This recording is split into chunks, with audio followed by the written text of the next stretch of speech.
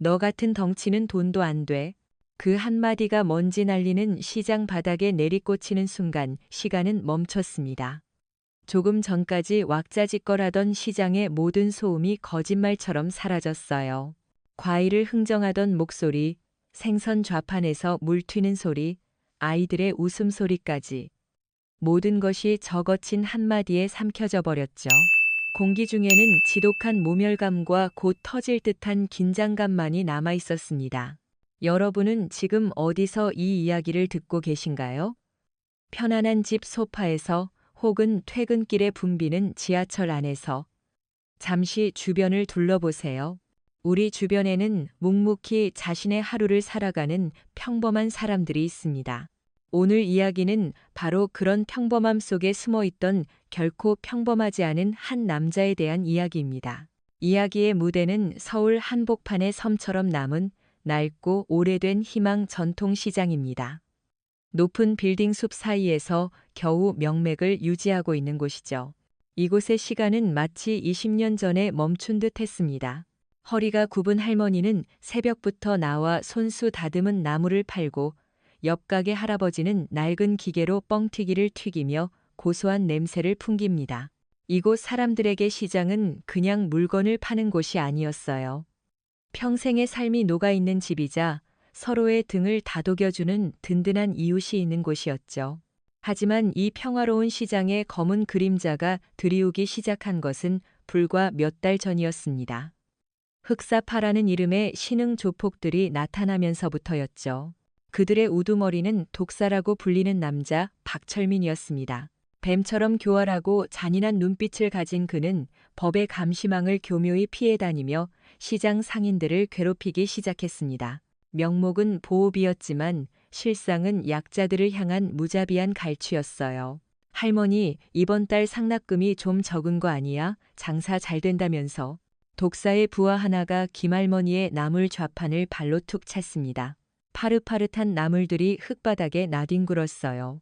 김할머니는 주름진 손으로 겨우 좌판을 붙잡으며 떨리는 목소리로 말했습니다. 요즘 손님이 없어서 다음 달에 꼭 맞춰주겠네.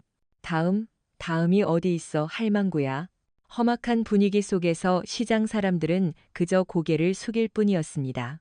신고해봤자 소용없었어요. 경찰이 와도 증거가 없다며 돌아가기 일쑤였고 그날 밤이면 어김없이 보복이 뒤따랐거든요. 누군가의 가게 유리창이 깨지고 타이어에 구멍이 났습니다.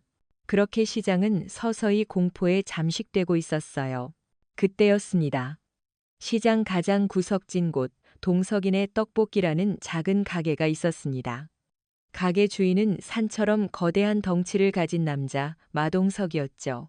그의 팔뚝은 웬만한 사람의 허벅지만큼 굵었고 어깨는 가게 문을 꽉 채울 정도였습니다.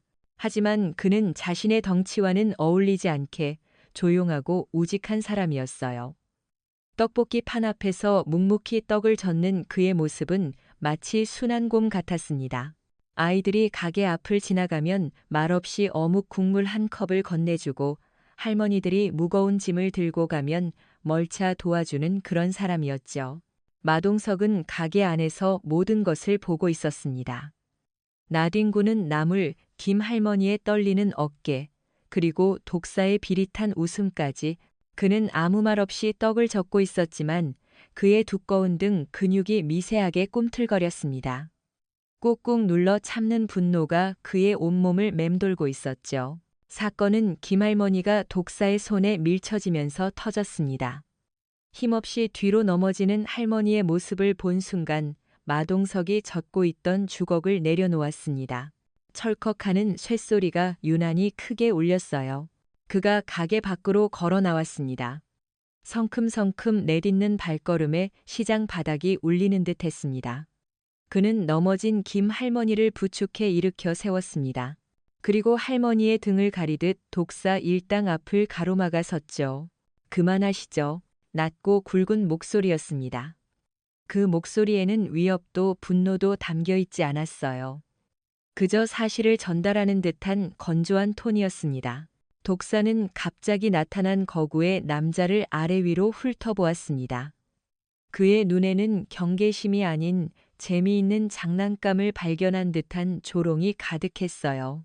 뭐야, 이 곰탱이는 정의의 사도라도 되시나? 부하들이 낄낄거리며 웃었습니다. 마동석은 대답하지 않았습니다. 그저 차가운 눈으로 독사를 바라볼 뿐이었죠. 그의 침묵이 오히려 독사의 심기를 건드렸습니다. 야, 내가 누군지 몰라. 나 이 구역 맡고 있는 독사야. 내가 뭔데 끼어들어?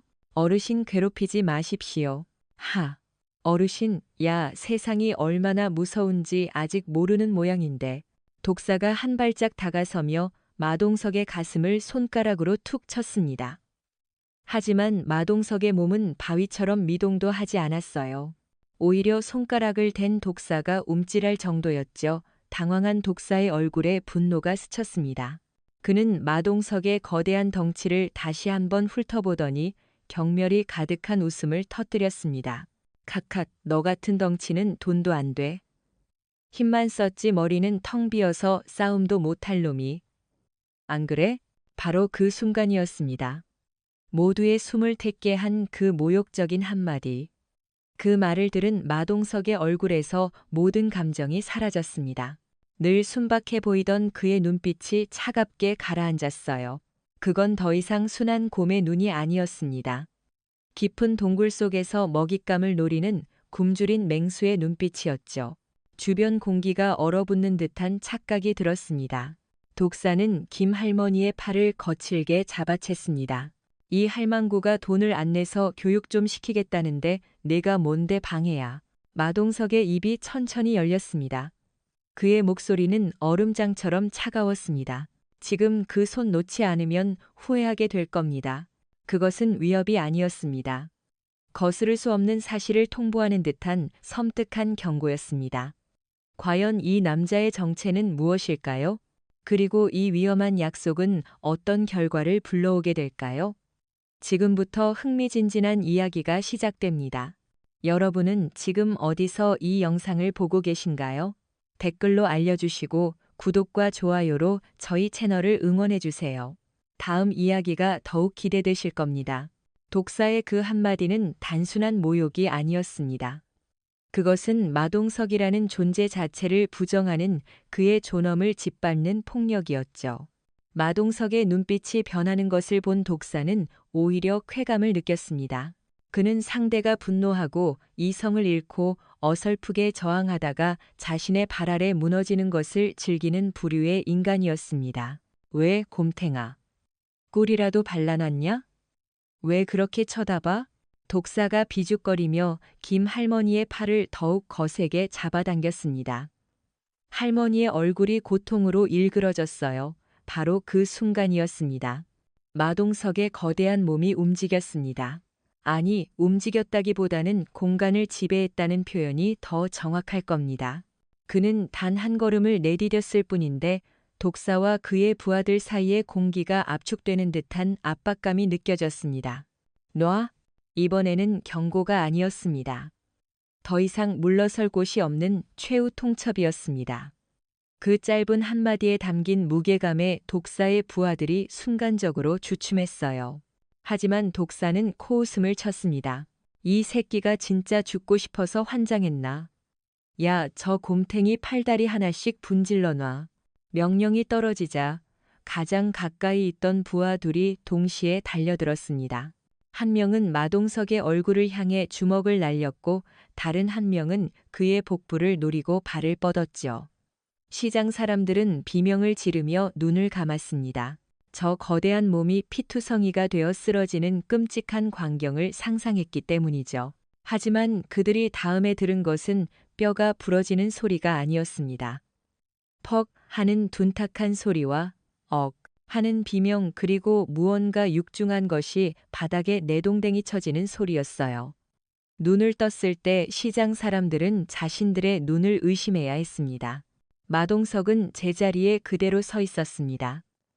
조금의 흐트러짐도 없이 하지만 그에게 달려들었던 두 명의 부하는 완전히 다른 모습이 되어 있었죠. 얼굴을 누렸던 남자는 마동석의 손바닥에 턱이 받쳐진 채 공중에 살짝 떠 있었습니다. 마동석은 그저 들어오는 주먹을 손바닥으로 막았을 뿐인데 그 충격이 고스란히 상대에게 전달되어 몸이 떠버린 것이었죠. 그리고 복부를 노렸던 남자는 마동석이 살짝 들어올린 무릎에 정강이를 부딪힌 채 고통스럽게 나뒹굴고 있었습니다. 모든 것이 단 1초 만에 일어난 일이었습니다. 너무나 간결하고 너무나 효율적인 움직임이었어요. 그것은 길거리 싸움꾼의 지저분한 몸짓이 아니었습니다. 오직 상대를 무력화시키는 데에만 모든 것이 집중된 고도로 정제된 기술이었죠. 뭐야, 저 새끼? 독사의 얼굴에서 웃음기가 사라졌습니다. 그는 본능적으로 위험을 감지했어요. 이건 그가 상대해왔던 어설픈 주먹들과는 차원이 다른 무언가였습니다. 남은 부하들이 망설이는 사이 마동석은 턱을 받치고 있던 남자를 그대로 바닥에 내려놓았습니다. 남자는 다리에 힘이 풀린 듯 주저앉아 버렸죠.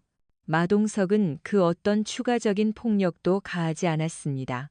이미 완벽하게 제압했기 때문이죠. 이 개새끼가.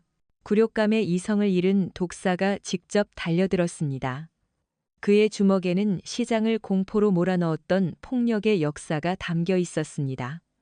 바람을 가르는 소리가 날카로웠어요.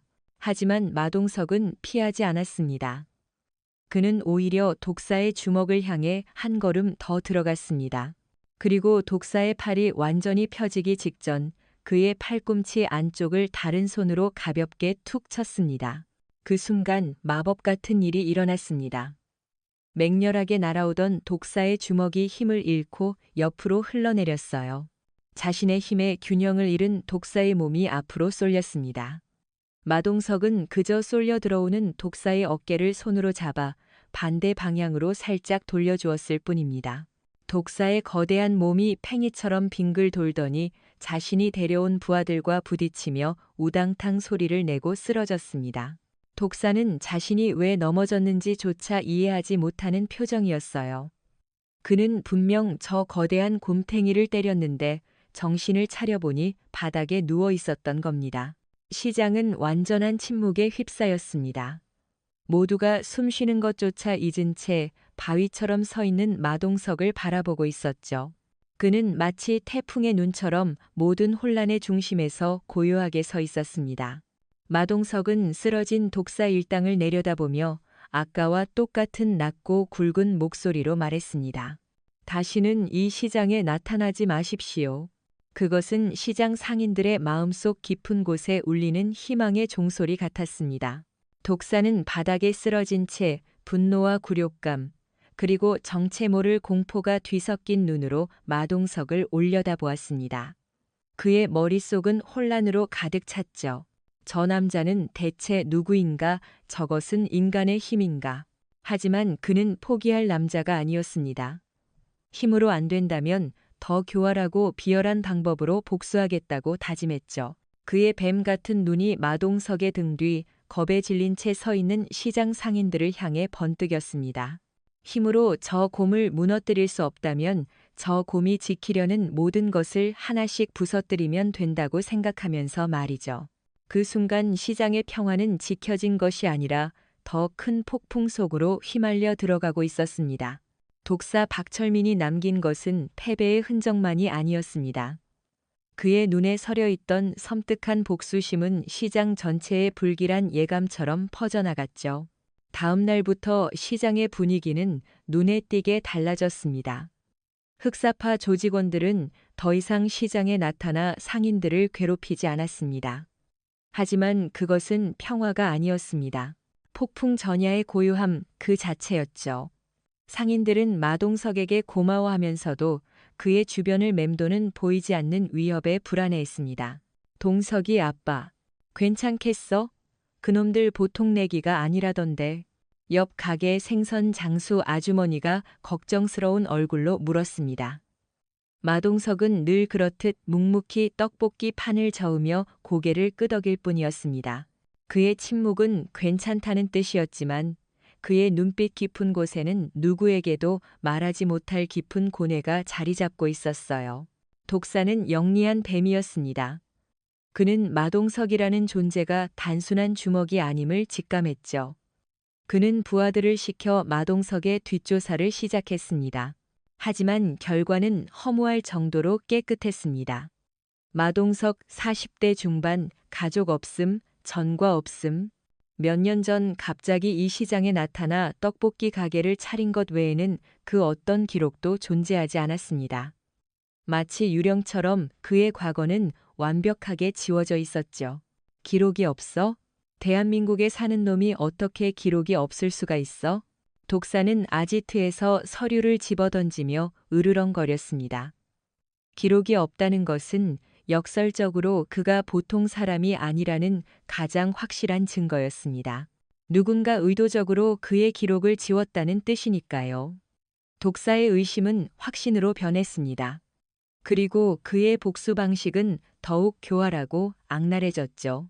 그는 마동석을 직접 건드리지 않았습니다. 대신 마동석이 지키려고 했던 시장 상인들을 갉아먹기 시작했습니다. 새벽에 시장에 물건을 대는 트럭 기사를 협박해 납품을 막아버리고 시장 주변의 불량배들을 풀어놓아 손님들의 발길을 끊었습니다. 심지어 구청 위생과의 익명으로 민원을 넣어 가게마다 조사가 나오게 만들었죠. 시장은 서서히 활기를 잃고 죽어가기 시작했습니다. 그 중에서도 가장 큰 피해를 본 것은 김 할머니였습니다. 누군가 밤사이 할머니의 좌판을 뒤엎어 놓았고 할머니가 애지중지 키우던 나물들은 처참하게 짓밟혔습니다. 할머니는 망가진 좌판 앞에서 주저앉아 눈물만 흘렸습니다. 이 모든 것이 자신을 도와준 마동석 때문이라는 죄책감에 할머니는 더욱 괴로워했죠. 마동석은 그 모든 것을 지켜보고 있었습니다. 상인들의 한숨, 김 할머니의 눈물, 그리고 시장 전체를 덮은 절망을 그는 주먹을 꽉 쥐었지만 섣불리 나설 수 없었습니다. 자신이 나서는 순간 독사의 칼날이 상인들에게 더욱 깊숙이 파고들 것이라는 것을 알았기 때문입니다. 그의 거대한 몸은 분노로 들끓었지만 그는 차가운 이성으로 그것을 억눌렀습니다. 밤이 깊어가게 문을 닫고 홀로 남은 마동석은 낡은 나무 의자에 앉아 깊은 한숨을 내쉬었습니다. 어둠 속에서 그의 얼굴 위로 과거의 그림자가 짙게 드리워졌습니다. 장면 전환, 과거 회상, 폭우가 쏟아지는 동남아의 어느 정글. 칠흑 같은 어둠 속에서 마동석, 아니 국정원 최정예 블랙 요원 케르베로스가 숨을 죽이고 있었다. 그의 옆에는 파트너이자 친동생 같았던 후배 이준이 있었다. 그들의 임무는 적진 깊숙이 침투해 테러 조직의 수뇌부를 제거하는 것이었다. 형님, 5분 뒤에 목표 지점에 도착합니다. 준비되셨습니까? 이준의 목소리가 무전기를 통해 낮게 울렸다. 마동석은 고개를 끄덕였다.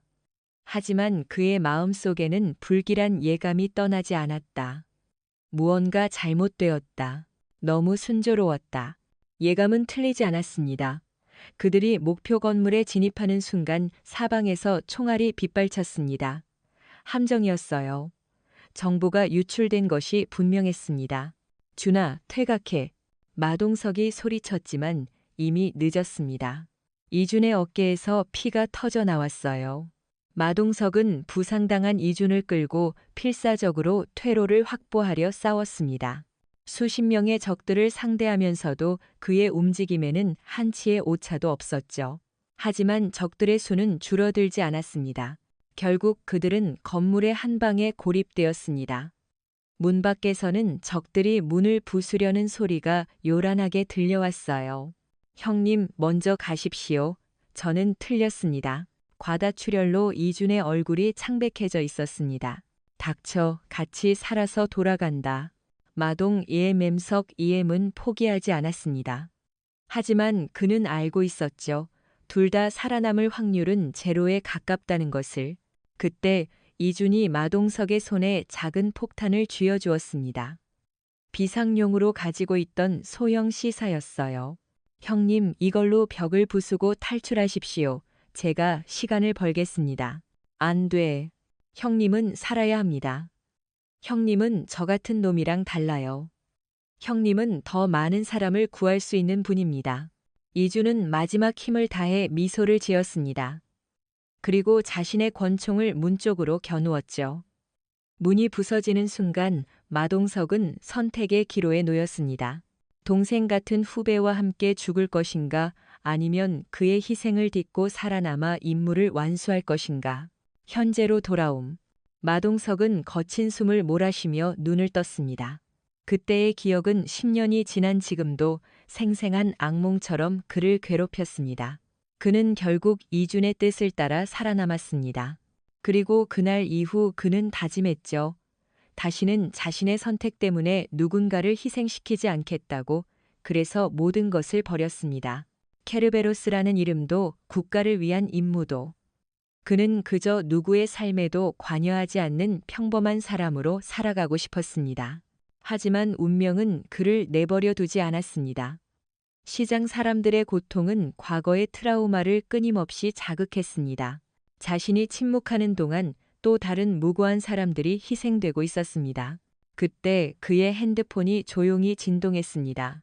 모르는 번호로 온 문자 메시지였어요. 문자에는 사진 한 장이 첨부되어 있었습니다.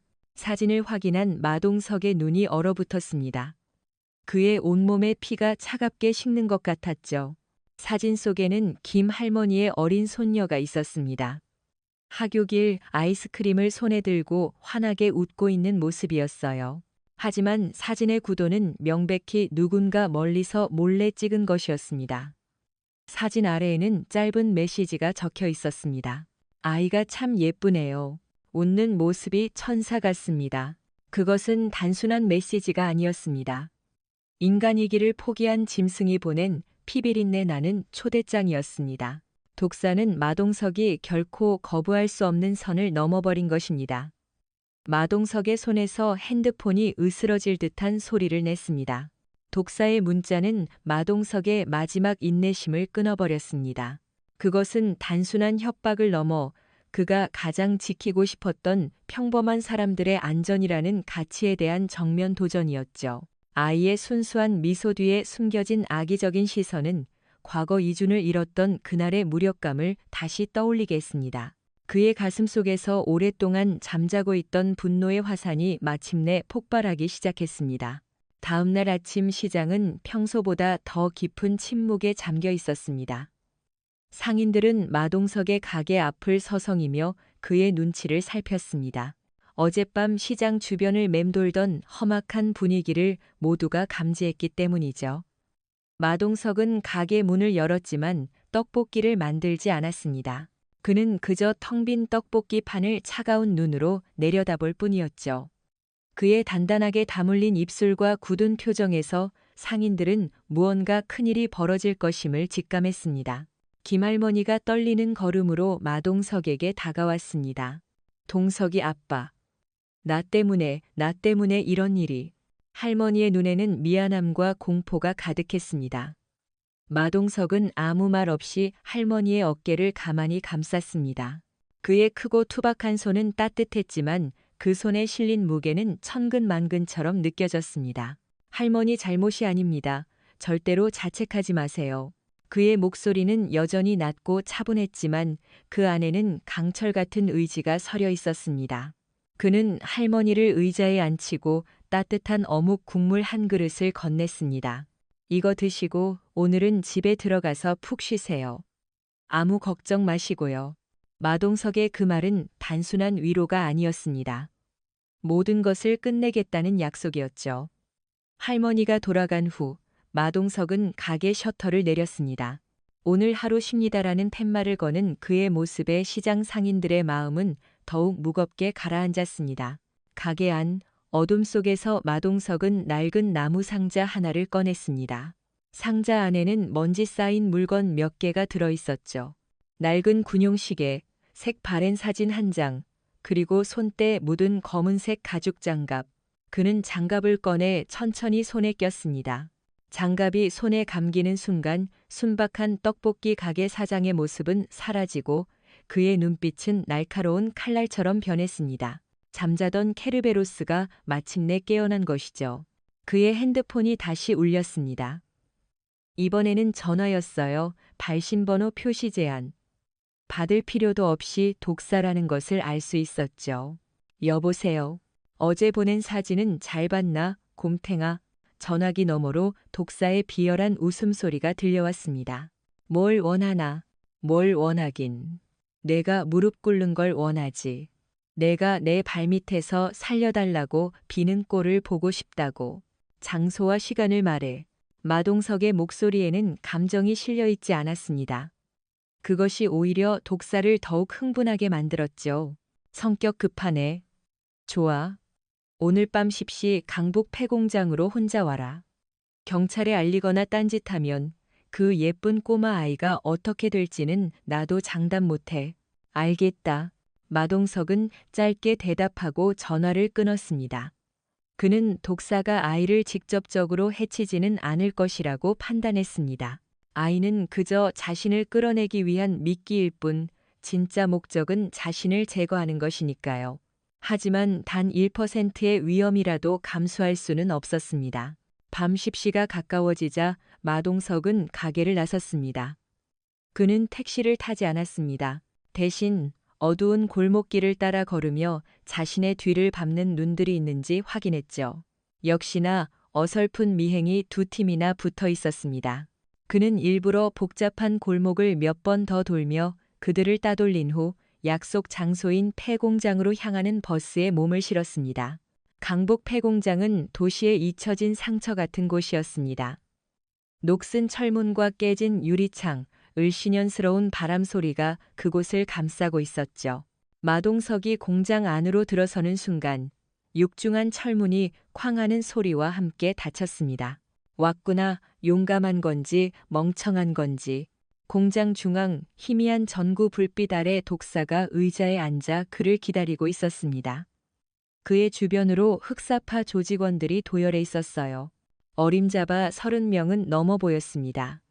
손에는 쇠파이프와 강목, 심지어 날이 시퍼런 회칼을 든 자들도 있었죠. 완벽한 함정이었습니다. 아이는 어디 있나? 마동석의 첫마디는 아이의 안부였습니다. 독사는 박장대소했습니다. 하하하. 아직도 그 꼬마 걱정이야? 꼬마는 지금쯤 집에서 엄마랑 코 자고 있을 거다. 넌 내 걱정이나 해. 비겁한 놈. 비겁. 이 바닥에서 살아남으려면 비겁해져야 하는 거야, 곰탱아. 너처럼 힘만 믿고 날뛰는 놈들은 결국 이렇게 비참하게 끝나는 거고. 독사가 자리에서 일어났습니다. 그의 눈에는 승리감과 잔인한 희열이 가득했습니다. 마지막으로 유언이라도 남길 기회는 주지.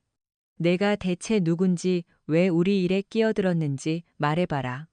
그럼 고통 없이 보내줄 테니. 마동석은 대답 대신 천천히 상의 재킷을 벗었습니다. 재킷이 바닥에 떨어지자 그의 거대한 상체가 드러났습니다. 오랜 훈련으로 다져진 근육들이 조명 아래서 꿈틀거리는 듯했죠. 그의 몸 곳곳에는 크고 작은 흉터들이 새겨져 있었습니다. 그것은 평범한 삶을 살아온 사람의 몸이 아니었어요. 수많은 사선을 넘어온 전사의 몸이었습니다. 마동, AM석, AM은 주먹을 쥐었다 펴며 낮은 목소리로 말했습니다. 너희들이 건드리지 말아야 할 것을 건드렸다. 그의 목소리가 폐공장 전체에 서늘하게 울려 퍼졌습니다. 독사는 움찔했지만 이내 다시 비웃음을 되찾았습니다. 쫄았냐? 겨우 흉터 몇 개 가지고. 야, 얘들아, 저 곰탱이한테 세상 무서운 게 뭔지 제대로 가르쳐줘라. 독사의 명령과 함께 30명이 넘는 조직원들이 함성을 지르며 마동석을 향해 달려들었습니다. 쇠파이프와 강목이 공기를 가르는 소리가 섬뜩하게 울려 퍼졌죠. 하지만 그 순간 마동석의 얼굴에는 두려움이 아닌 희미한 미소가 떠올랐습니다. 그것은 오랫동안 잊고 있던 전장으로 돌아온 전사의 미소였습니다. 이제 일방적인 사냥이 시작될 시간이었습니다. 와, 30명이 넘는 남자들이 내지르는 함성은 폐공장의 낡은 지붕을 뒤흔들 것 같았습니다. 그들은 마치 성난 파도처럼 중앙에 홀로 선 마동석을 향해 밀려들었죠. 쇠파이프와 강목이 그리는 궤적은 어지러웠고 그들의 눈에는 상대를 찢어발기겠다는 야수 같은 광기가 서려 있었습니다. 보통 사람이라면 이 압도적인 위압감 앞에서 다리가 풀려 주저앉고 말았을 겁니다. 하지만 마동석은 달랐습니다. 그의 눈에는 그들의 움직임이 마치 느린 화면처럼 보였습니다. 수많은 실전 경험과 훈련을 통해 그의 뇌는 위기 상황에서 시간을 압축하고 수많은 변수들을 순식간에 계산해내는 능력을 갖추고 있었죠. 그는 자신에게 달려드는 첫 번째 파도를 정면으로 마주했습니다. 가장 먼저 도달한 것은 쇠 파이프였습니다. 마동석의 머리를 노리고 수직으로 내리꽂혔죠. 마동석은 피하지 않았습니다. 그는 오히려 반걸음 앞으로 나아가며 내리쳐지는 쇠 파이프의 경로를 자신의 팔뚝으로 살짝 비껴냈습니다. 챙! 하는 날카로운 소리와 함께 쇠 파이프는 그의 어깨를 스쳐 지나갔어요. 동시에 그는 쇠 파이프를 쥔 남자의 품으로 파고들었습니다. 그리고는 묵직한 팔꿈치로 남자의 명치를 가격했죠. 퍽! 하는 둔탁한 소리와 함께 남자는 숨도 제대로 쉬지 못하고 쓰러졌습니다. 그것이 시작이었습니다. 마동석의 움직임은 예술에 가까웠습니다. 그는 결코 넓게 움직이지 않았습니다. 자신의 주변 반경 1m 안에서 최소한의 동선으로 모든 공격을 받아내고 반격했습니다. 왼쪽에서 날아오는 강목을 왼팔로 막아내는 동시에 오른손으로는 오른쪽에서 공격해오는 남자의 손목을 꺾어 무기를 빼앗았습니다. 그리고 그 빼앗은 강목으로 뒤에서 달려드는 다른 조직원의 다리를 후려쳤. 그의 전투 방식은 화려하지 않았습니다. 하지만 지독할 정도로 실용적이고 파괴적이었습니다. 그는 상대의 힘을 역이용했고 공격의 급소를 정확히 노렸으며 단 한 번의 타격으로 상대를 무력화시켰습니다. 뼈와 살이 부딪히는 둔탁한 소리, 고통에 찬 비명, 무기가 바닥에 떨어지는 금속성 소리가 폐공장 안을 가득 메웠습니다. 독사는 의자에 앉아 이 모든 광경을 지켜보고 있었습니다. 처음에 자신감 넘치던 표정은 사라지고 그의 얼굴은 점차 경악과 불신으로 물들어갔습니다. 이건 싸움이 아니었습니다. 일방적인 학살에 가까웠죠. 마동석은 인간이 아니었습니다. 그는 마치 잘 짜인 프로그램처럼 가장 효율적인 방식으로 적들을 처리하고 있는 기계처럼 보였습니다. 흩어져, 둘러싸서 공격해.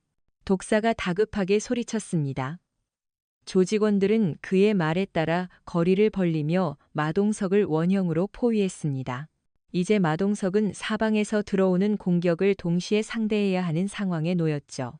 하지만 그것은 독사의 치명적인 실수였습니다. 마동석 같은 전문가에게 공간을 내어준다는 것은 호랑이에게 날개를 달아주는 것과 같았기 때문입니다. 마동석은 포위망이 형성되자마자 가장 가까운 곳에 쌓여 있던 낡은 드럼통을 향해 몸을 날렸습니다. 그리고 드럼통을 발로 강하게 걷어찼죠. 육중한 드럼통이 볼링공처럼 굴러가며 조직원들의 대열을 무너뜨렸습니다. 으악! 하는 비명과 함께 서너 명이 넘어졌어요. 대열의 구멍이 뚫리자 마동석은 그 틈을 놓치지 않았습니다. 그는 전광석화처럼 달려나가 녹슨 철 기둥 뒤로 몸을 숨겼습니다. 이제 상황은 역전되었습니다. 넓은 공간에서 다수에게 포위되었던 그가 이제는 복잡한 지형 지물을 이용해 소수의 적들을 개별적으로 상대할 수 있게 된 것입니다. 저기 있다, 기둥 뒤에. 한 조직원이 소리치자 여러 명이 그쪽으로 몰려갔습니다. 하지만 마동석은 이미 그곳에 없었습니다. 그는 기둥을 타고 2층 난간으로 올라가 있었죠.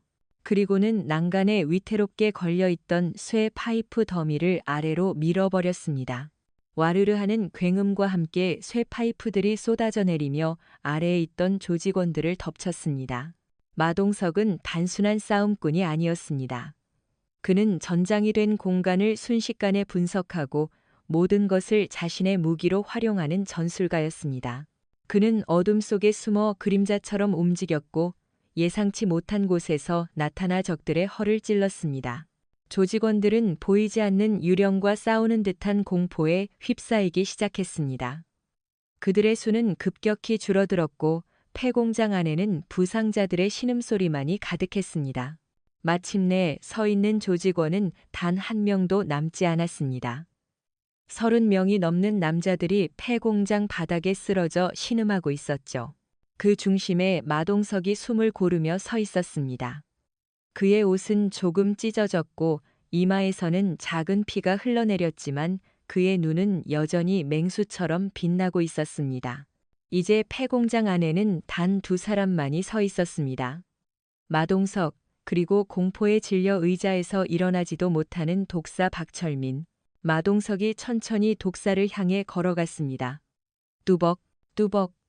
그의 발소리는 마치 사형 집행인의 발걸음처럼 독사의 심장을 옥죄어 왔습니다. 오지마, 오지 말라고. 독사는 비명을 지르며 의자에서 굴러떨어졌습니다. 그는 바닥을 기며 필사적으로 뒷걸음질 쳤죠. 시장을 공포로 지배하던 독사의 위험은 온데간데 없었습니다. 그저 살기 위해 발버둥치는 한 마리의 미물만이 남아 있었을 뿐입니다. 마동석은 그의 앞에 멈춰 서서 그를 차갑게 내려다보았습니다. 내가 기회를 줬을 텐데. 마동석의 목소리가 지옥의 심연에서 울려 퍼지는 듯했습니다. 바로 그때 독사의 눈에 광기가 번뜩였습니다. 그는 품속에서 무언가를 꺼내 들었습니다. 그것은 번쩍이는 칼날을 가진 접이식 나이프였습니다. 이 개새끼야, 같이 죽자. 독사가 마지막 발악처럼 칼을 휘두르며 마동석에게 달려들었습니다. 하지만 그의 처절한 몸부림은 이미 모든 것을 예측하고 있는 거대한 벽 앞에서 무력하게 부서질 운명이었습니다. 독사가 휘두른 칼날은 그의 마지막 발악이자 유일한 희망이었습니다. 하지만 그 번뜩이는 칼날은 마동석의 눈에 너무나 느리고 뻔한 움직임으로 보였을 뿐이죠. 마동석은 칼날을 피하는 대신 오히려 그 안으로 파고들었습니다. 그는 독사의 손목을 낚아채는 동시에 다른 손으로 칼을 쥔 손등을 강하게 내리쳤습니다. 짝 하는 소리와 함께 독사의 손에서 칼이 힘없이 떨어져 나갔고 그는 자신의 손목을 붙잡은 강철 같은 악력의 비명을 질렀습니다. 마동석은 독사의 팔을 등 뒤로 꺾어버렸습니다. 관절이 비명을 지르는 고통에 독사는 바닥에 완전히 고꾸라졌죠. 으악, 팔 부러진다고. 누가 시켰나? 마동석의 목소리는 감정 한 점 없이 차가웠습니다. 그는 독사의 비명 따위는 안중에도 없다는 듯 질문을 던졌습니다. 무슨 소리야? 너 같은 족속이 시장 재개발 같은 큰 그림을 그렸을 리가 없어. 내 뒤에 누가 있는지 물었다. 마동석이 팔에 힘을 더 주자 우두둑하는 소름 끼치는 소리가 울렸습니다. 독사는 거의 실신할 지경에 이르렀죠. 말할 테니까 제발 이것 좀 놔줘. 마동석이 힘을 풀자 독사는 축 늘어진 팔을 붙잡고 거친 숨을 몰아쉬었습니다. 그는 공포에 질린 눈으로 마동석을 올려다보며 떨리는 목소리로 모든 것을 실토하기 시작했습니다. 최진혁 회장, JC건설의 최진혁 회장이 시킨 일이요. JC건설. 마동석의 눈이 가늘어졌습니다. 최근 몇 년간 공격적인 M&A와 재개발 사업으로 급성장한 평판이 좋지 않은 건설사였습니다. 최진혁이가 왜 이 시장 부지를 헐값에 사들여서 주상복합을 지으려고 했소. 그런데 상인들이 헐값 보상에는 절대 못 나간다며 버티니까. 그래서 우리를 시켜서 상인들을 괴롭히고 스스로 나가 떨어지게 만들라고. 독사의 고백은 충격적이었습니다. 시장 상인들이 겪었던 모든 고통이 거대 자본의 탐욕에서 비롯된 계획적인 범죄였다는 사실이 드러난 것입니다. 흑사파는 그저 최진혁 회장이 더러운 일을 처리하기 위해 고용한 사냥개에 불과했던 거죠. 최진혁의 증거는 있나? 증거라니. 내가 바로 증거야. 하지만 통화 녹음 파일이 있어. 최 회장이 직접 지시한 내용이 담긴. 독사는 살아남기 위해 모든 것을 걸어야 했습니다. 그는 자신의 핸드폰에 숨겨진 녹음 파일을 알려주며 자신을 살려주면 모든 것을 증언하겠다고 애원했습니다. 마동석은 독사의 핸드폰을 집어들었습니다. 그리고 녹음 파일을 확인했죠. 파일 안에는 최진혁 회장의 오만하고 냉정한 목소리가 고스란히 담겨 있었습니다. 시장의 쥐새끼들을 어떻게 다뤄야 하는지, 돈 몇 푼에 벌벌 떠는 놈들을 어떻게 쫓아내야 하는지에 대한 구체적인 지시가 흘러나왔습니다. 모든 퍼즐이 맞춰지는 순간이었습니다. 마동석은 조용히 녹음 파일을 자신의 핸드폰으로 전송했습니다. 그리고는 독사를 내려다보며 말했습니다. 너는 내 죗값을 치르게 될 거다. 자, 잘못했어. 시키는 대로 다 할 테니 제발 목숨만. 마동석은 더 이상 그와 대화할 가치를 느끼지 못했습니다. 그는 쓰러져 있는 조직원 중 한 명의 벨트를 풀어 독사의 손을 등 뒤로 묶어버렸습니다. 그리고는 경찰에 신고하기 위해 핸드폰을 들었죠. 바로 그때였습니다. 폐공장 입구에서 여러 대의 차량 헤드라이트 불빛이 쏟아져 들어왔습니다.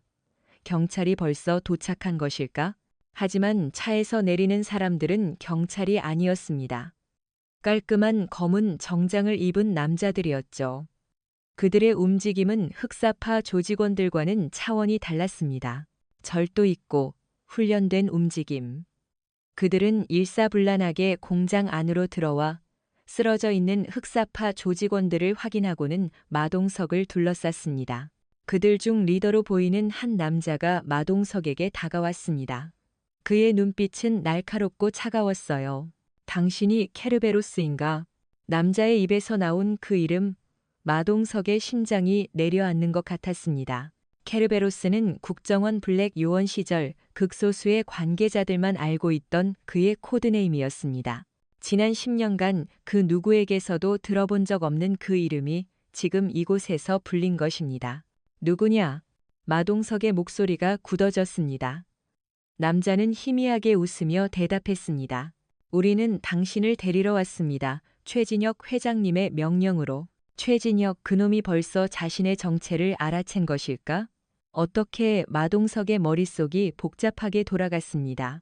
독사가 정보를 흘릴 시간은 없었을 텐데 최진혁 회장님께서 당신과 조용히 대화하고 싶어 하십니다. 순순히 따라와 주신다면 유혈 사태는 없을 겁니다. 남자의 말은 정중했지만 그 안에는 거부할 수 없는 위협이 담겨 있었습니다. 주변을 둘러싼 정장 남자들의 손이 재킷 안쪽으로 향하는 것이 보였어요. 그곳에는 분명 총이 있을 터였습니다. 마동석은 선택의 기로에 놓였습니다. 30명이 넘는 조직원들을 쓰러뜨렸지만 지금 눈앞의 상대는 차원이 달랐습니다. 그들 역시 자신과 같은 특수 훈련을 받은 전문가들이 분명했습니다. 그리고 무엇보다 그의 정체가 탄로났다는 사실이 그를 혼란스럽게 만들었습니다.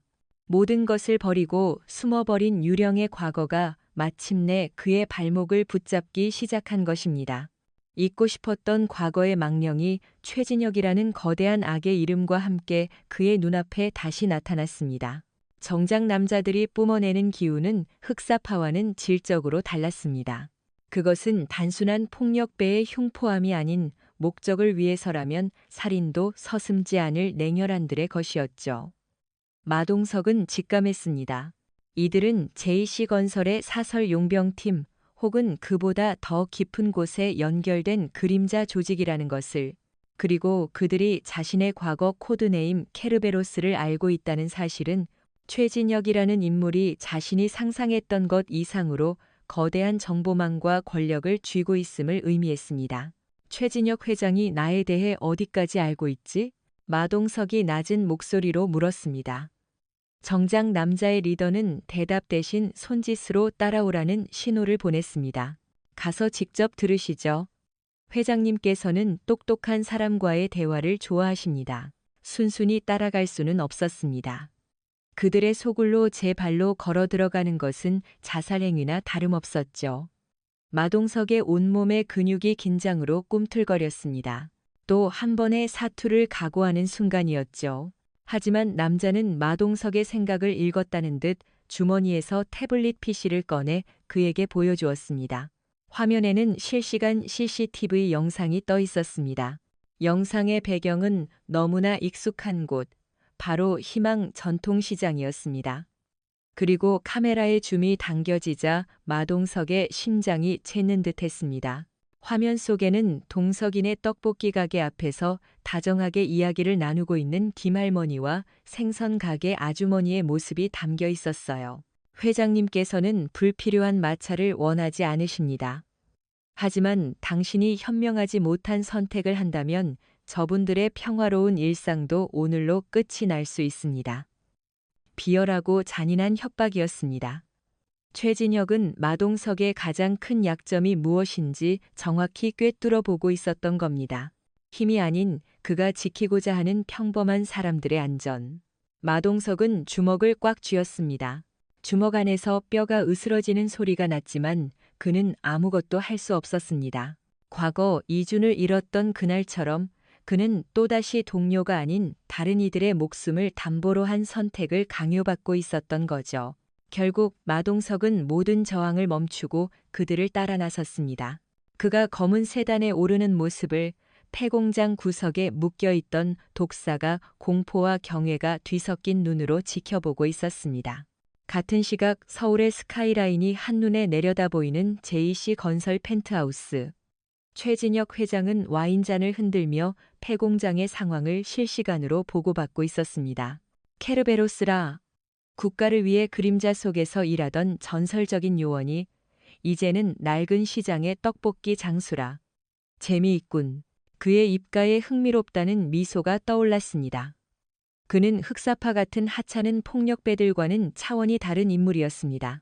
그는 돈과 권력으로 사람을 움직였고 법과 제도를 자신의 방패로 삼았죠. 그에게 마동석의 등장은 골치 아픈 문제이기는 했지만 동시에 오랫동안 잊고 있던 승부욕을 자극하는 일이기도 했습니다. 그의 신원 다시 한번 깨끗하게 확인해봐. 국정원 내부 정보망까지 접근할 수 있는 사람을 써서라도 최진혁이 비서에게 지시했습니다. 그는 마동석의 모든 것을 알아야 했습니다. 그의 과거, 그의 약점, 그리고 그를 완벽하게 무너뜨릴 수 있는 방법을.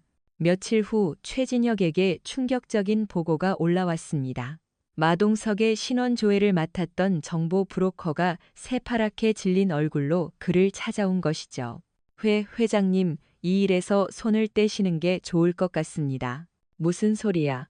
저희가 케르베로스라는 코드네임을 추적하던 중 국정원 내부 데이터베이스에 접근을 시도했는데 경고 메시지를 받았습니다. 그것도 최고 등급의 보안 경고였습니다. 브로커는 떨리는 손으로 서류 한 장을 내밀었습니다. 서류에는 단 한 줄의 문장만이 적혀 있었습니다. 잠자는 사자의 코털을 건드리지 마시오. 이게 무슨 뜻이야? 이것은 국정원 내에서도 극소수만 아는 은어라고 합니다. 국가가 모든 것을 걸고 보호해야 할 최상위급 비밀 임무를 건드렸을 때 뜨는 경고라고. 과거 이 경고를 무시하고 그를 추적하려던 해외 정보기관 요원들이 흔적도 없이 사라졌다는 전설이 있습니다. 최진혁의 얼굴에서 처음으로 미소가 사라졌습니다. 그는 자신이 생각했던 것보다 훨씬 더 위험한 존재를 건드렸다는 것을 깨달았습니다. 떡볶이 장수가 아니었습니다. 그는 국가가 봉인해 놓은 살아있는 인간 병기였던 겁니다. 바로 그때 최진혁의 비서가 다급하게 들어왔습니다. 회장님, 큰일 났습니다. 얼마 전 저희가 인수한 저축은행의 해외 비자금 계좌가 해킹당했습니다. 뭐라고? 최진혁이 버럭 소리를 질렀습니다. 그 계좌는 그의 모든 검은 돈이 세탁되는 그의 제국을 지탱하는 심장과도 같은 곳이었습니다. 누구 짓이야? 아직 파악 중입니다만 해커가 메시지를 하나 남겼습니다. 비서가 보여준 화면에는 검은 바탕에 흰 글씨로 단 한 단어가 떠 있었습니다. 켈베로스. 최진혁의 온몸에 소름이 돋았습니다. 반격이 시작된 것입니다. 자신이 마동석을 자신의 영역으로 끌어들였다고 생각했지만 사실은 그 반대였습니다. 마동석이 자신을 그의 전장으로 끌어들인 것이었죠. 이제 더 이상 시장 재개발 따위의 문제가 아니었습니다. 이것은 두 거대한 존재의 존망을 건 보이지 않는 전쟁의 서막이었습니다. 잠자던 사자가 마침내 눈을 뜬 것입니다. 최진혁 회장의 제국에 첫 번째 균열이 생긴 순간이었습니다. 해외 비자금 계좌 해킹은 단순한 금전적 손실 이상의 의미를 가졌습니다. 그것은 최진혁의 가장 은밀한 심장부에 비수를 꽂은 것과 같았죠. 그는 분노했지만 동시에 등골이 서늘해지는 것을 느꼈습니다. 상대는 주먹만 쓰는 곰이 아니었습니다.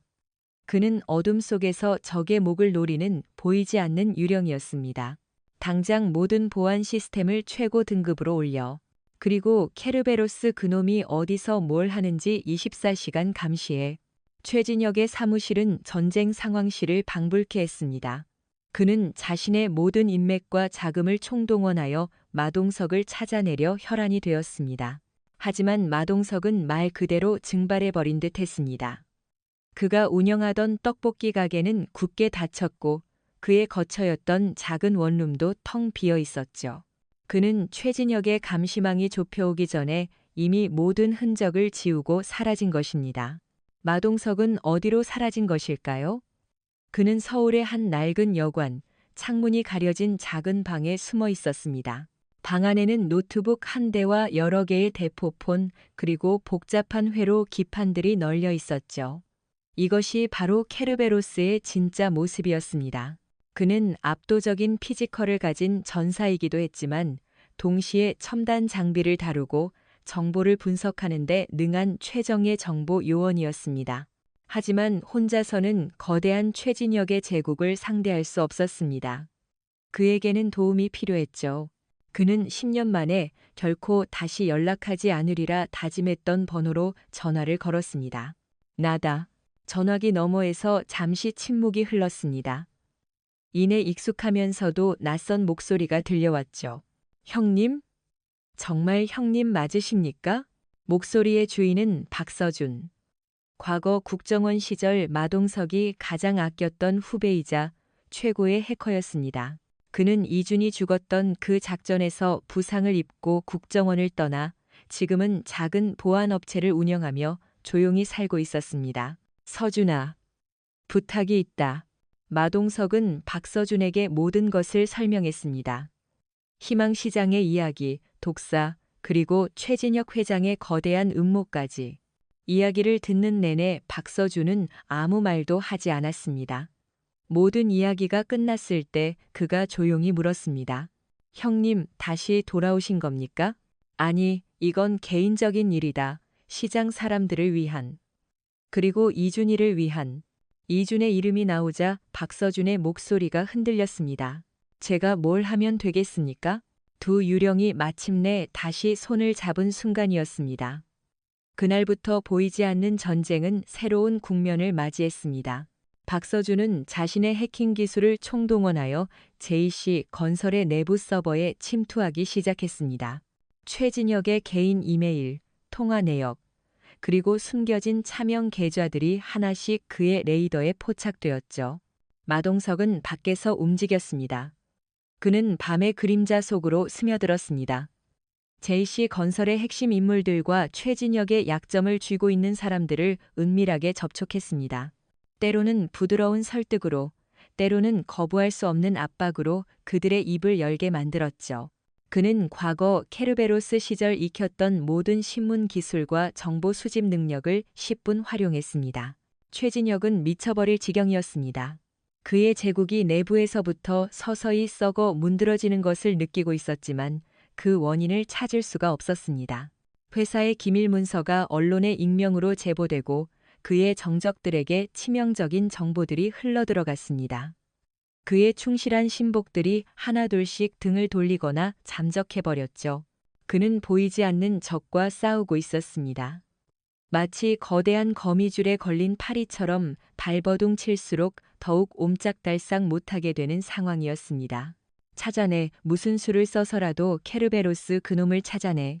최진혁은 자신의 사설 용병팀에게 마지막 명령을 내렸습니다. 그는 더 이상 방어만 할 수 없다고 판단했죠. 마동석의 약점, 바로 시장 사람들을 다시 한번 건드리기로 결심한 것입니다. 용병팀은 밤을 틈타 희망시장으로 잠입했습니다. 그들의 목표는 김 할머니였습니다. 할머니를 납치하여 마동석을 끌어내려는 비열한 계획이었죠. 하지만 그들이 김 할머니의 집 앞에 도착했을 때 그들을 기다리고 있는 것은 어둠 속에서 조용히 서 있는 거대한 그림자였습니다. 올 줄 알았다. 마동석이었습니다. 그는 최진혁이 어떤 선택을 할지 이미 예측하고 있었던 겁니다. 용병팀 리더가 놀라 총을 꺼내 들려 했지만 마동석의 움직임이 더 빨랐습니다. 그는 어둠 속에서 튀어나와 리더의 팔을 꺾어버리고 다른 대원의 목을 팔로 감아 순식간에 제압했습니다. 좁은 골목에서 벌어진 전투는 순식간에 끝났습니다. 총 한 번 쏘지 못하고 고도로 훈련된 용병팀 전체가 마동석 한 명에게 무력화되었습니다. 마동석은 제압된 리더의 멱살을 잡고 그의 눈을 똑바로 쳐다보며 말했습니다. 최진혁에게 전해라. 다음은 너라고. 그것은 선전포고였습니다. 유령의 반격은 이제 막 시작되었을 뿐이었습니다. 최진혁은 자신이 깨운 것이 단순한 사자가 아니라 자신의 모든 것을 불태워버릴 지옥의 불길이라는 것을 깨닫게 될 것입니다. 마동석의 메시지는 최진혁의 마지막 이성을 끊어버렸습니다. 자신의 최정예 용병팀이 흔적도 없이 사라졌다는 보고를 받은 그는 처음으로 패배라는 단어를 떠올렸습니다. 하지만 그는 이대로 무너질 남자가 아니었죠. 그는 자신의 제국이 무너지기 전에 마동석이라는 유령을 세상 밖으로 끌어내어 제거해야만 했습니다. 최진혁은 마지막 카드를 꺼내 들었습니다. 바로 언론이었죠. 그는 자신이 가진 모든 돈과 인맥을 이용해 희망시장을 폭력과 불법이 판치는 범죄의 소굴로 둔갑시키는 기사들을 쏟아내기 시작했습니다. 시장 상인들은 하루아침에 낡은 시장을 불법 점거한 탐욕스러운 사람들로 매도되었고 그 중심에는 정체불명의 폭력배 마동석이 있다는 악의적인 소문이 퍼져나갔습니다. 여론을 자신의 편으로 만들어 시장 재개발을 강행하려는 비열한 수작이었죠. 시장은 혼란에 빠졌습니다. 기자들이 몰려와 상인들을 괴롭혔고 인터넷에서는 시장 상인들을 향한 비난의 목소리가 높아졌습니다. 김할머니를 비롯한 상인들은 평생 처음 겪는 억울한 상황에 눈물만 흘렸습니다. 동석이 아빠. 이게 다 무슨 일이야. 우리가 언제 그런 짓을 했다고. 마동석은 굳게 닫힌 가게 안에서 이 모든 상황을 지켜보고 있었습니다. 그의 마음은 분노로 타올랐지만 그는 움직이지 않았습니다. 지금 그가 나서봤자 최진혁의 프레임에 갇혀 폭력배라는 오명을 뒤집었을 뿐이었습니다. 그는 더 확실한 순간을 기다리고 있었습니다. 바로 체크메이트를 외칠 순간을. 그 순간은 예상보다 빨리 찾아왔습니다. 해커 박서준으로부터 연락이 온 것입니다. 형님 찾았습니다. 최진혁의 모든 것이 담긴 판도라의 상자. 그의 비밀 금고 위치와 접근 코드를 알아냈습니다. 드디어 마지막 퍼즐 조각이 맞춰졌습니다. 마동석은 어둠을 틈타 JC 건설본사 건물로 향했습니다. 그의 잠입은 한 편의 첩보 영화와도 같았습니다. 최첨단 보안 시스템과 수십 명의 경비 인력을 뚫고 그는 유령처럼 최진혁의 펜트하우스에 도달했습니다. 펜트하우스 서재 거대한 그림 뒤에 숨겨진 비밀 금고, 박서준이 알려준 코드를 입력하자 묵직한 금고 문이 소리 없이 열렸습니다. 금고 안에는 돈다발이나 보석이 아닌 수십 개의 USB와 비밀 장부들이 가득했습니다. 그 안에는 JC 건설의 비자금 내역, 정관계 로비 리스트, 그리고 희망시장뿐만 아니라 전국의 수많은 재개발 사업에서 벌어진 불법과 탈법의 증거들이 고스란히 담겨 있었죠. 마동석은 그 모든 것을 가방에 담았습니다. 그리고 그는 금고 안에 작은 선물 하나를 남겨두었습니다. 바로 이준과 함께 찍었던 색 바랜 사진 한 장이었습니다. 다음 날 아침 최진혁은 승리를 확신하며 자신의 사무실로 출근했습니다. 언론은 완전히 그의 편이었고 여론의 압박에 못 이긴 시청에서도 곧 시장 철거를 위한 행정 절차에 들어갈 것이라는 보고를 받은 참이었습니다. 하지만 그의 책상 위에 놓인 낯선 서류 봉투 하나가 그의 기분을 망쳐놓았습니다. 봉투 안에는 어젯밤 마동석이 그의 금고에 남겨두었던 바로 그 사진 한 장이 들어 있었습니다. 사진 뒷면에는 짧은 메시지가 적혀 있었죠. 오늘 오후 3시 희망시장 동석이네 떡볶이 가게에서 기다리지. 최진혁의 온몸에 피가 차갑게 식었습니다.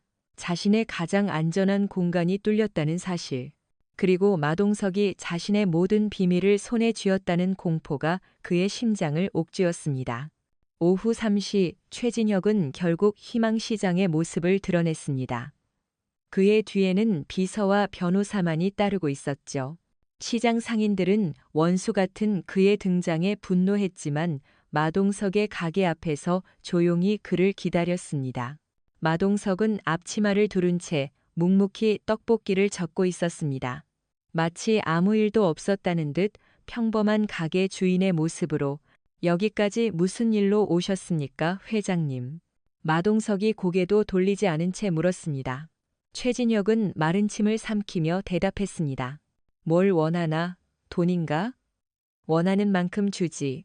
마동 AM석 AM은 졌던 주걱을 내려놓고 최진혁을 향해 돌아섰습니다. 그의 손에는 떡볶이 한 접시가 들려 있었어요.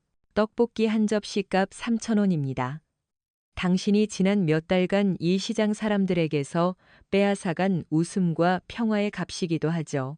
마동석은 떡볶이 접시를 최진혁 앞 테이블에 내려놓았습니다. 그리고 그 옆에 어젯밤 그의 금고에서 가져온 USB 하나를 꺼내 놓았죠. 이 안에는 당신의 제국을 무너뜨릴 수 있는 모든 것이 담겨 있습니다. 이걸 언론에 넘기는 데는 1분도 걸리지 않겠죠. 최진혁의 얼굴이 하얗게 질렸습니다. 자, 잠깐 이야기 좀 하자. 이건 오해야. 선택하십시오, 회장님. 마동석의 목소리는 판사의 선고처럼 단호했습니다. 첫째, 희망시장 재개발 사업에서 완전히 손을 떼고 상인들에게 끼친 모든 피해 보상을 하십시오. 둘째, 이 USB에 담긴 모든 증거와 함께 검찰에 자수하십시오. 미쳤어. 그건 죽으라는 소리잖아. 아니요, 당신이 저지른 죄에 대한 책임을 지라는 겁니다. 당신에게도 마지막 기회를 주는 겁니다. 마동석의 눈빛은 흔들림이 없었습니다. 그는 힘과 힘의 대결이 아닌 정의와 불의의 대결에서 완벽한 체크메이트를 선언한 것입니다. 최진혁은 떨리는 손으로 USB를 바라보았습니다. 그의 화려했던 제국이 지금 이 낡은 떡볶이 가게에서 종말을 고하고 있었습니다. 모든 것이 끝난 것입니다. 최진혁 회장은 마동석의 눈앞에서 완전히 무너졌습니다. 그의 눈에는 더 이상 오만함이나 분노가 아닌 깊은 절망과 체념만이 남아 있었죠.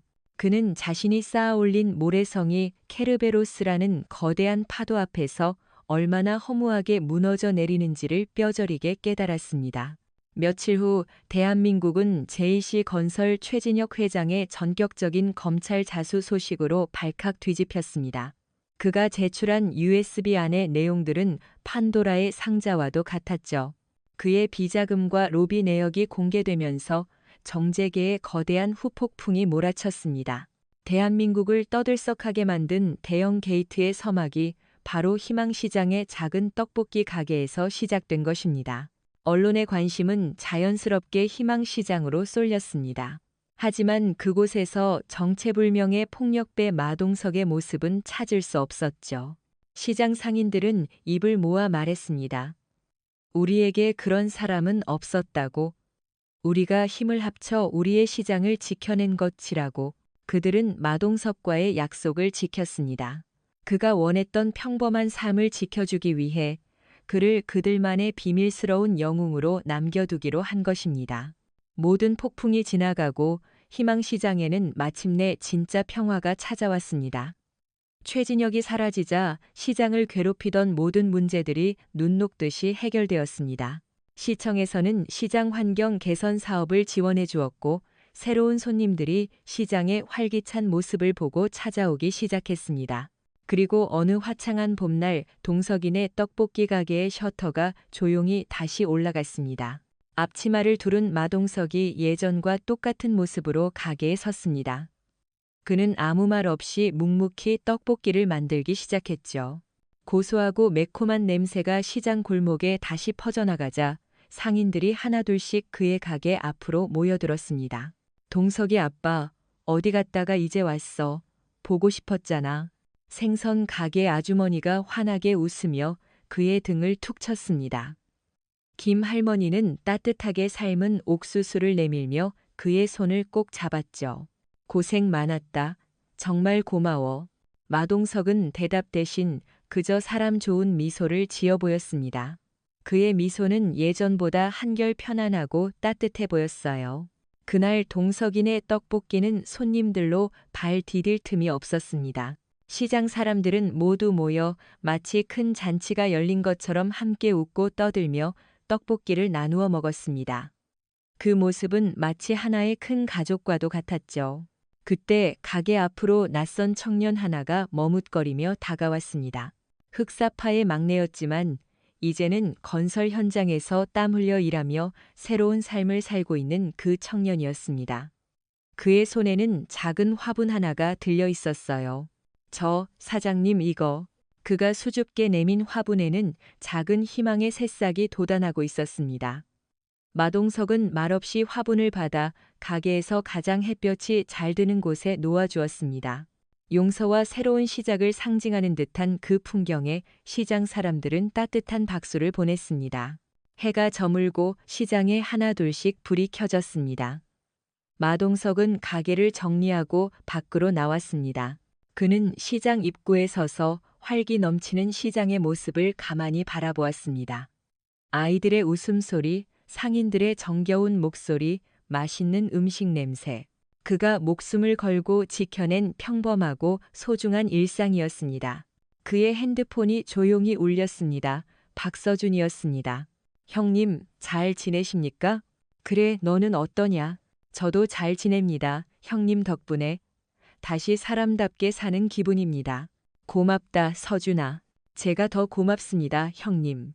짧은 통화가 끝나고 마동석은 하늘을 올려다보았습니다. 밤하늘에는 별들이 총총히 빛나고 있었죠. 그는 주머니에서 낡은 사진 한 장을 꺼냈습니다. 이준과 함께 환하게 웃고 있는 사진이었습니다. 준아, 보고 있냐? 이제는 나도 좀 행복해져도 되겠지? 그의 눈가에 조용히 이슬이 맺혔습니다. 과거의 유령은 더 이상 그를 괴롭히지 않았습니다. 그는 마침내 과거의 아픔과 화해하고 현재의 소중함을 끌어안을 수 있게 된 것입니다. 마동석은 사진을 다시 품에 넣고 시장 안으로 발걸음을 옮겼습니다. 그의 등 뒤로 동석이 아빠, 이리 와서 같이 저녁 먹어. 라고 외치는 따뜻한 목소리들이 들려왔습니다. 그는 뒤를 돌아보며 세상에서 가장 행복한 미소를 지었습니다. 국가를 지키던 유령 케르베로스는 사라졌지만 이제는 시장이라는 작은 세상을 지키는 든든한 이웃 마동석이 그 자리에 서 있었습니다. 진정한 힘은 세상을 파괴하는 것이 아니라 평범한 이들의 작은 행복을 지켜내는 것에 있다는 것을 그는 온몸으로 보여주고 있었습니다. 오늘 우리가 함께한 마동석이라는 남자의 이야기는 단순히 한 편의 흥미진진한 영웅담을 넘어 우리의 삶과 세상을 다시 한번 깊이 있게 돌아보게 만드는 강력한 메시지를 담고 있습니다. 잠시 숨을 고르고 이 이야기가 우리의 마음에 남긴 깊은 울림에 대해 함께 생각해 보는 시간을 가졌으면 합니다. 이야기의 표면에는 권선징악이라는 통쾌한 구조가 있습니다. 거대한 악의 세력이 무너지고 억압받던 약자들이 해방되는 모습은 우리에게 짜릿한 카타르시스를 선사하죠. 하지만 이 이야기의 진짜 가치는 그 통쾌함 너머에 숨겨진 우리 삶에 적용할 수 있는 보석 같은 교훈들에 있습니다. 가장 먼저 우리는 진정한 힘이 무엇인지에 대해 다시 한번 생각하게 됩니다. 최진혁 회장은 돈과 권력, 정보망이라는 거대한 힘을 가졌습니다. 그는 그 힘으로 사람들을 짓밟고 세상을 자신의 욕망대로 주무르려 했죠.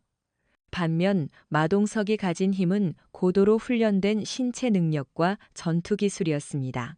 하지만 그가 최진혁을 무너뜨린 것은 단순한 물리적 힘이 아니었습니다. 그의 진짜 힘은 지키고자 하는 가치에서 나왔습니다. 그는 시장 사람들의 평범하고 소중한 일상, 김 할머니의 따뜻한 미소, 아이들의 웃음소리를 지키기 위해 싸웠습니다. 자신을 위한 힘이 아닌 타인을 향한 힘, 그것이야말로 세상을 긍정적으로 변화시키는 진정으로 강하고 고결한 힘이라는 것을 이야기는 우리에게 보여줍니다. 우리 역시 각자의 삶에서 작은 힘들을 가지고 있습니다. 그 힘을 오직 나 자신을 위해서만 사용할 것인지, 아니면 내 주변의 소중한 사람들을 지키고 더 나은 공동체를 만드는 데 사용할 것인지, 이 이야기는 우리에게 조용한 질문을 던집니다. 또한 이 이야기는 우리 안의 용기에 대해 말합니다. 처음 시장 상인들은 공포 앞에서 침묵했습니다. 불의를 보면서도 어쩔 수 없다고, 나 하나 나선다고 세상은 바뀌지 않는다고 생각했죠. 하지만 마동석이라는 한 사람의 용기 있는 행동은 그들의 마음에 잠자고 있던 작은 용기들을 깨웠습니다. 그의 행동은 우리도 맞서 싸울 수 있다는 희망의 불씨가 되었고, 그 작은 불씨들이 모여 거대한 악을 태워버리는 들불이 되었습니다. 때로는 내 안에 작은 목소리를 내는 것이 세상을 바꾸는 가장 위대한 첫걸음이 될 수 있습니다. 부당함에 침묵하지 않는 용기, 도움이 필요한 이웃의 손을 잡아주는 용기, 나의 신념을 지켜나가는 용기. 그 작은 용기들이 모일 때 우리의 삶과 사회는 분명 더 나은 방향으로 나아갈 수 있을 것입니다. 과거의 상처와 화해하고 현재를 살아가는 마동석의 모습은 우리에게 깊은 감동을 줍니다. 그는 케르베로스라는 화려하지만 고통스러웠던 과거의 유령에 갇혀 있었습니다. 동료를 잃은 죄책감은 그를 평범한 삶 뒤로 숨게 만들었죠. 하지만 그는 시장 사람들을 지키는 과정을 통해 과거의 기술과 경험이 더 이상 상처가 아니라 현재의 소중한 사람들을 지킬 수 있는 귀한 자산이 될 수 있음을 깨닫게 됩니다. 그는 과거를 부정하거나 잊으려 하지 않았습니다. 대신 과거의 자신을 끌어안고 그것을 현재의 삶을 더욱 의미 있게 만드는 동력으로 승화시켰습니다. 우리 모두에게는 크고 작은 과거의 상처와 후회가 있습니다. 그 과거에 얽매여 현재를 놓치고 있지는 않은지, 오히려 그 경험을 딛고 더 나은 나로 성장할 수 있는 방법은 없는지, 마동석의 뒷모습은 우리에게 성찰의 기회를 제공합니다. 마지막으로 이 이야기는 공동체의 가치와 새로운 시작의 가능성을 따뜻하게 보여줍니다. 마동석은 혼자 싸웠지만 결국 그의 곁에는 시장 사람들이라는 든든한 가족이 함께했습니다.